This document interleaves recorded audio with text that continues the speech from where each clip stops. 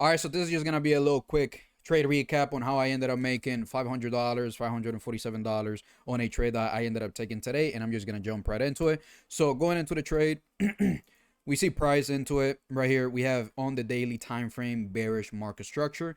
I was looking for these relatively equal lows to get taken today, but like around 127, we just had a big ass candle towards the upside, and I have no clue where that came from, if you want me to be honest, but we're still in bearish price action. If we don't take this high, I will still be bearish. But as of now, we see that price wants to pretty much just go above this buy sell liquidity pool.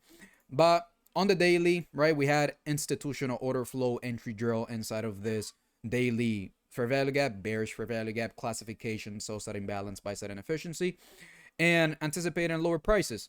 When we look into the 4 hour, if it wants to some in, we have, what do we have? More bearish market structure where we have a 4 hour SIBI, bearish fair value gap.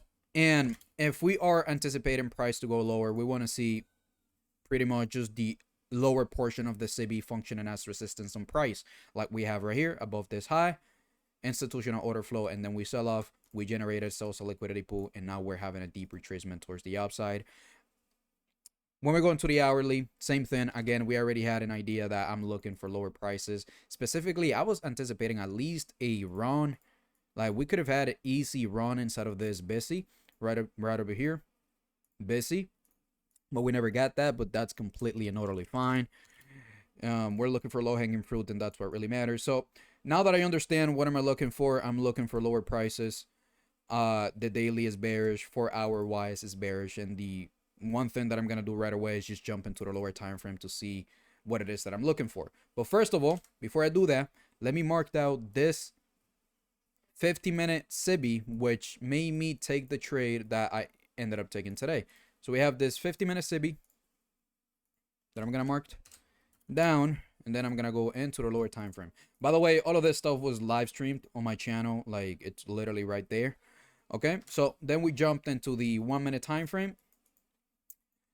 What do we have right here? Relatively equal highs. And what do I keep saying about relatively equal highs and the same stuff with relatively equal lows? Smooth edges tend to be made jagged.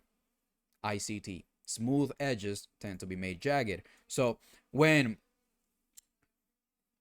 retail traders sees this right here, they see that as strong resistance. Now we are as smart money traders, we see that as fugazi, it's not real. It's highly likely that it's gonna get taken down because the market doesn't like to leave smooth edges. The same thing right here.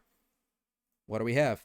Smooth edges. One of the reasons of why I was anticipating this to be a highly likely probability of these lows get taken down, it's because they are high probability relatively equal lows. And now what makes them high probability? When we have a higher low on the right and then the low on the left is lower than the one on the right. So this makes a high probability to get taken down because this is a lot of generated sell side liquidity. So then we see 930 open and low, have a little bit of accumulation right here. And then we leave those relatively equal lows. Now, when I'm looking for lower prices and then I see 930 opening and generating more sell side liquidity before taking out the buy side inside of an area where I am anticipating the market to reject, I'm geeking. I'm cheesing. That's exactly what I want to see anyways. I want the market to leave relatively equal lows. I want the market to generate more sell side liquidity because that's going to make it more high probable that the market is going to go to those anticipated draws on liquidity. So then we have this smooth price action towards the upside. Now, if I was looking to take some sort of trade right over here, targeting that buy sell liquidity pool, and that would have been my trade. But we ended up just having quick movement towards the upside, taking that buy side liquidity and going inside of this 15-minute sell side imbalance, buy side inefficiency. Now, when we are here, what am I waiting for? Smart money reversal. We took buy side liquidity. We have generated sell side liquidity right below. On the daily time frame, we are bearish, so it's highly probable that we're gonna go for lower prices. And when we're here, I'm not looking to go long. Why am I not looking to go long? Well, when we go back to the 50-minute, we are inside of a bearish fair value gap. We are inside of a bearish fair value gap. We took buy side liquidity. And we have generated sell side liquidity right over here.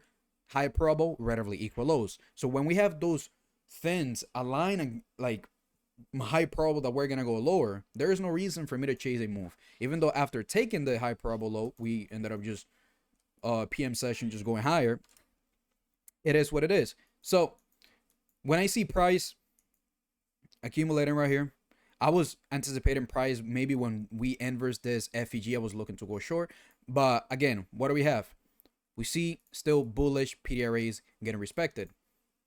See price then going one more time above this high, and that's internal manipulation. So we ended up taking that buy sell liquidity. And the only thing that I'm looking for right here is to see bullish PDRAs getting disrespected. What do we have? If we are bullish, we want to see those busy functioning as support on price. But what do we have? Disrespected. The moment I see this, I'm like, I'm gonna go long inside of this breaker right here. Short. I mean short. And I'm anticipating price at least to draw inside of this busy, because the market goes lower for two different reasons. We're either gonna seek liquidity or to rebalance into an inefficiency. And what do we have right here? We ended up taking sell side liquidity below this low, and we also rebalance inside of this buy side imbalance, sell side inefficiency. And then what do we have? Time distortion, and then price goes into my anticipated direction. Now on this trade right here, I made a silly mistake and I wasn't able to catch the whole entire market maker model. So I went short inside of this breaker. We have inversion FEGs. Inside of this breaker right here. Why it's a breaker? Because we have a high, a low, higher high, low. This becomes a breaker. And then right here, this SIBI becomes institutional order flow / silver bullet, because it's between 10 a.m. to 11 a.m. time window.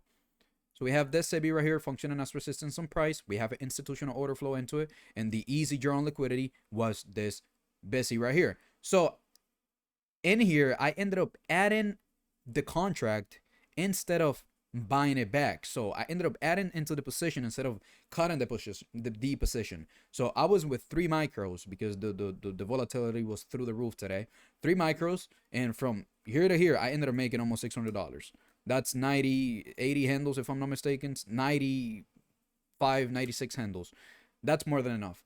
Am I kind of a little bit triggered that I didn't catch the whole market maker sell model? It is what it is. Me personally, I'm still in my learning curve. I'm not where I want to be yet. So I'm taking my low-hanging fruit and taking what feels easy to me, and I'm growing little by little into who I want to become as a trader. So this is just progress. This is more progress. This is more profitability. This is more money in my pocket, and just keep on growing and improving as an individual and as a trader. So it doesn't mean anything.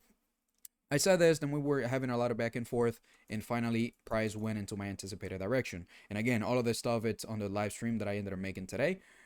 But that was pretty much it. Easy trade. We've been patient the whole morning session. Generated sell liquidity. That was going to be highly probable. And that was pretty much it. So definitely something that I want to grow into it. Like, one of the things that I was saying to myself is that I really want to get to the point where I'm able to be part of a whole market maker buy model, where I'm able to be part of a whole market maker sell model. That's the point that I want to get to.